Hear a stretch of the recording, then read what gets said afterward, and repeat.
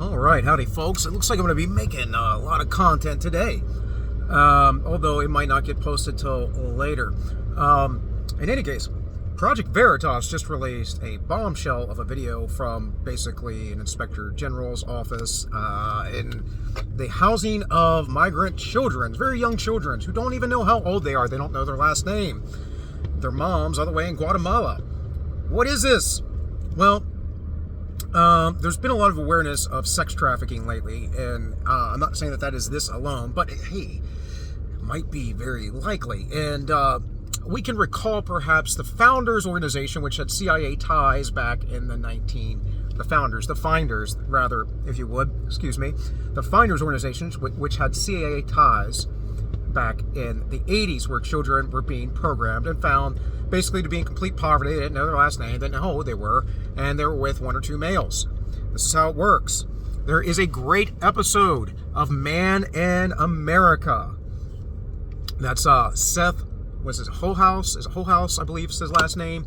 That's his show on YouTube. I think it's probably highly underrated. He kind of got a big push the other year because he made a video about Trump and all. Trump tweeted it out, but for the most part, I watched that video the other day on sex trafficking and a lady who works with getting people out of sex trafficking and how bad it is and how it's getting much, much worse in this digital world, especially in the digital world of social media, the world of TikTok, the world where you aren't taking care of and watching your children and how they manipulate them. I saw a thing the other day on Girls Do Porn. Girls Do Porn was taking young girls, amateurs supposedly, and getting them into porn. Turns out they were running a sex trafficking ring. The founders of that were just convicted the other day, or at least one of them was, I believe, for 20 some odd years.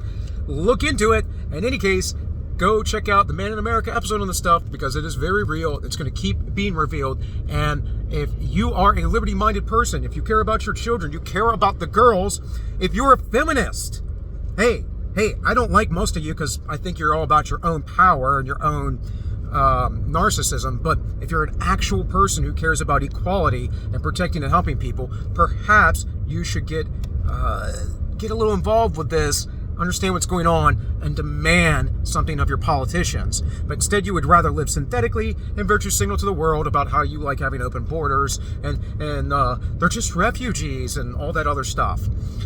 The bigger part of this is the ties to funding. Way back in the day when Enron collapsed, we knew they had ties all over the places. If you watch all the documentaries that came out about Enron, all the evidence, that there were so many banks and big corporations, oil companies, and cartels laundering their money through Enron. Sounds kind of like FTX, right? Yeah, because the play is the same. It keeps going. It keeps happening. And it ain't going to change, folks. It ain't going to change unless we change it. And Chip Roy sat on the House floor the other day and he demanded these things. He didn't understand why that we're going to still do the same type of processes, business as usual. And he's right. If we want change, things have to change. I personally want to change.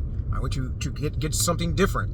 And I'm not going to do it selfishly by just taking care of my family. Of course, I'm going to prioritize my family. But I am thinking about potentially your family as well. So I want to build a community. I'm going to build numerous communities, but that takes capital and that takes effort, that takes entrepreneurship, and there is time. The recession that we're about to hit, if you can get the liquidity, that is the liquid money, not just assets, you will be able to pick up assets for very cheap. That has slowly been going on with things like BlackRock and the Federal Reserve having most of the mortgage-backed securities. But this needs to happen more on an individual private level if you wish to survive this coming hellscape. Because I believe what is about to take place in all of this is the oppressive system and its fullness that is described in the book of Revelation. And it seems rather clear to me. And I think that some of those things that are described have already happened. They've already passed. But I think that the final inflection point, the worst of it, the most crushing time, is yet to come. I don't think this is just some fourth turning. I think it's more. There's something bigger on the horizon, and everyone can feel it. But that's all I got. It's been All My Swan. My name is Bill, and I wish you all well.